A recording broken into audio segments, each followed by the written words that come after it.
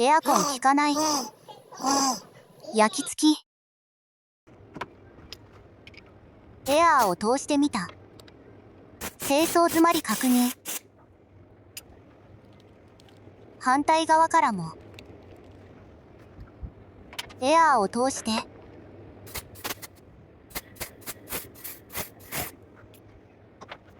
大丈夫かな？これ。固着してた。全然動かん。コイル抵抗値。基準値外れて。オーバー。リビルト品。装着。取り付け。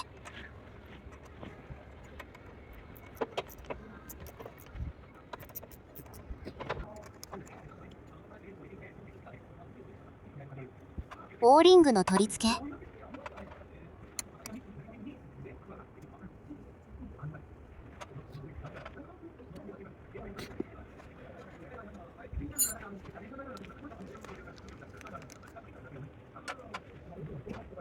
オイルを塗布して。古いオーリングを外し。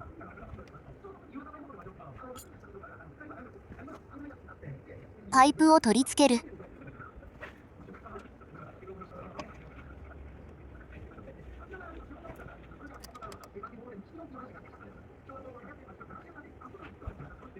パイプのボルトを取り付けて。